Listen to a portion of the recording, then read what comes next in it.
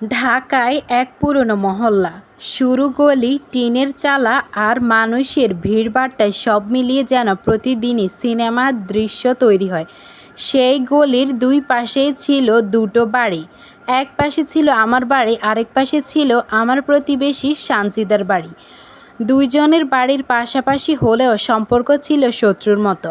আমি সবসময় শান্ত থাকতে চাইতাম, কিন্তু সানজিদা ঝগড়াটে, খিটখিটে আর সন্দেহবাজিত এক মানুষ। একটু পানি ছিটকে গেলেই চিৎকার, কাপড় শুকাতে দিয়ে অভিযোগ, এমনকি ছাদে হাঁটলেও তার চোখে সমস্যা। মহল্লার সবাই জানতো এই দুই বাড়ির মধ্যে ঝামেলা লেগেই থাকে। একদিন বিকেলে হঠাৎ একটা ছোট্ট ঘটনা বড় ঝগড়ায় রূপান্তরিত হলো। আমি বাড়ির ছাদ থেকে বৃষ্টির পানি সানজিদার উঠানে পড়ছিল। সানজিদা সেটা দেখে তীব্র রেগে ফেটে পড়ল। সানজিদা তখন চিৎকার করে উঠল, বলল, তোমাদের পানি আমার উঠানে পড়ছে কেন? ইচ্ছে করে করছো নাকি? আমি তখন বললাম, বৃষ্টি হচ্ছে, আমি কি করব?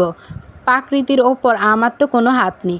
কিন্তু শান্ত উত্তর দিয়ে বললাম, কিন্তু শান্তি নামের একটা মেয়ে সানজিদার আগুনে ঘি ঢালার মতো কাজ করলো। সে গালাগালি শুরু করলো।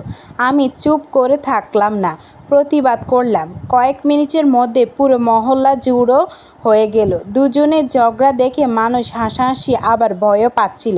সেই দিন রাতে হঠাৎ আমি বারান্দায় দাঁড়িয়ে দেখলাম সানজিদা পাশের উঠানে একা বসে আছে।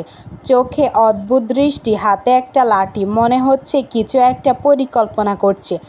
আমি ভয় পেয়ে ভেতরে চলে গেলাম। পরের দিন সকালে সূর্যের আলো উঠতেই গলিতে হইচই শুরু হয়ে গেল।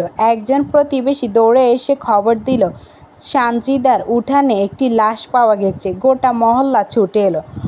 উঠানে সত্যি একটি মৃতদেহ পড়ে আছে। লাশটি গলায় ফাঁসের দাগ নিয়ে শুয়ে আছে নিথর। কেউ কেউ চিনতে পারল সে নাকি সানজিদার এক আত্মীয়, প্রায় আসত টাকার জন্য ঝগড়া করত। কিন্তু সবাই অবাক হলো, লাশ পাওয়া গেল সানজিদার উঠানে, অথচ সানজিদ কোথায়? তাকে দেখা যাচ্ছে না কেন?